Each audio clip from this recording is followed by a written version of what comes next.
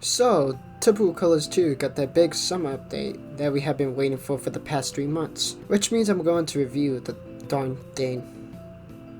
Yeah, which means I will be splitting the video into different parts, or chapters, whatever you want to call them. So if you want me to see me talk about a certain topic, go look at the chapters. With that being said, let's jump right into the video.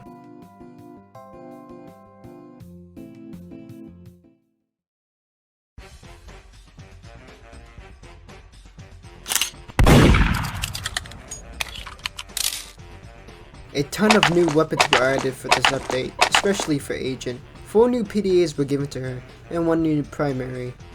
The Stray Reflex has 1 upside and 1 downside. The upside being it does 30% more damage, meaning it does more damage to buildings. Now, the only downside to this weapon is that it can be destroyed in one swing by any mechanic's wrenches or the home wrecker, which means this PDA is best used when you kill the mechanic, then you can zap all his buildings. The radius scanner is a great tool to help you know where it's safe to drop a backstab.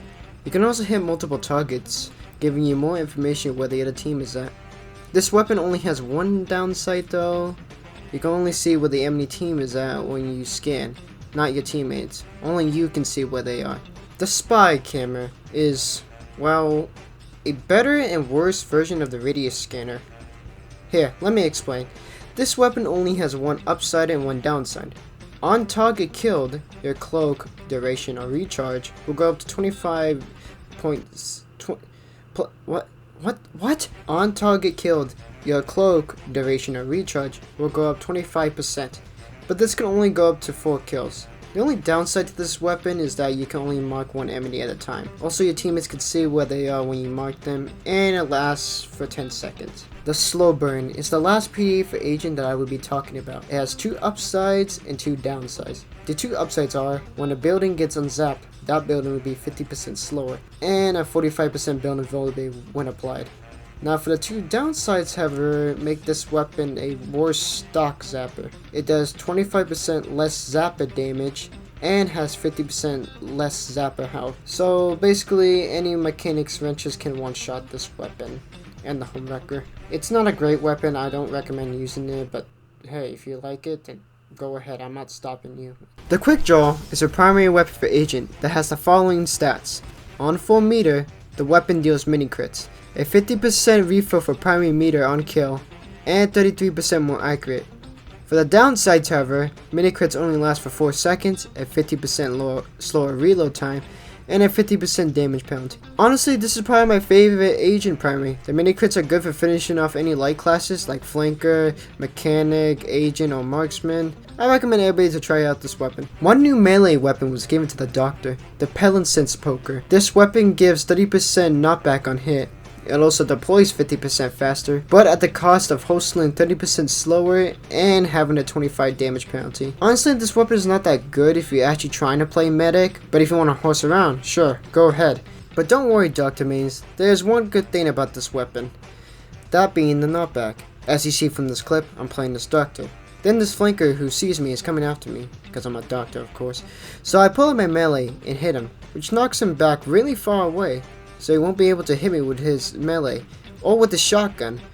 Then, what I do next is pull out my crossbow, or daily doser, and I press mouse 1 and kill him. Simple as that.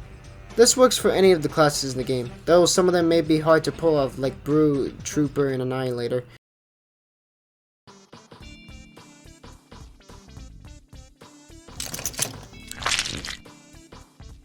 In this update, the item shop has been given a new look, as we can see right here. We will talk about this later though, but instead of buying weapons for 10 funds each, you can buy them as a bundle now, which costs usually around 15 to 20 funds, or you can buy them separately. The crates are still here with some new hats as well. And finally, the biggest thing out of all this shop is the extra tabs. The extra tabs bring so many new items, like different color paints, being able to buy strange parts, and name tags and descriptions. The shop looks way better than the one we had before. The old one wasn't bad, but this one expands the old shop. It's pretty solid. So remember this button right here? Well, you can click on it and it will bring you to a new page, aka the Battle Pass. There are 2 different types of Battle Passes. The free Battle Pass and the Premium Battle Pass. Now for the free Battle Pass, it gives you a decent amount of rewards, like hats, reskins, funds, paints, stranger files, and time capsules. But for the Premium Battle Pass, you actually get some stuff that you wouldn't get from the normal Battle Pass, like cash boosts, XP boosts, and some other skins that are locked from the Premium Pass. Speaking of Battle Passes, a crap ton of skins were added. In fact, 47 hats were added. They all look great, including the reskins, which I have some already. Also in both Battle Passes they added Australians.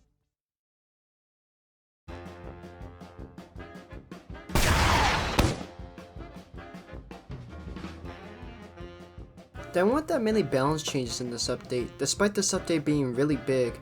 Well anyways, starting with Trooper, the torpedo tube got removed. Honestly, they didn't have to remove this weapon. Maybe a couple balance changes to it would have helped it a lot, but they already removed it from the game. Arsonist Extinguisher got nerfed, and well... Next up is Annihilator. The Stalkinator has been nerfed, now dealing self-damage on hit. Buddha has also got some changes. The Sushi can now overheal teammates when dropped. The Diet Donut also gives a small amount of ammo back when eaten. Mechanics teleporters have been banned in versus bosses. Yes, that means you can't telefag the boss anymore.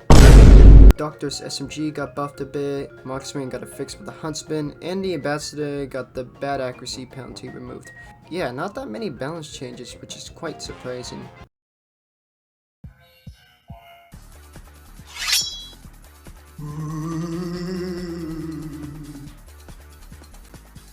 So in this update, we got a new boss, King Abrax. He wields the Mummy Staff, dealing at least 145 damage per swing, and 86 damage to buildings. He can also summon a Mummified Warrior, which can be summoned if King Abrax uses his rage on a sand platform. Now if you're wondering, okay, that's cool and all, but I want the rewards. Well, to get the rewards, you have to kill King Abrax, which will award you the Ancient Arbiter. But if you become the boss and kill everybody, you are awarded with the Mummy Kopesh.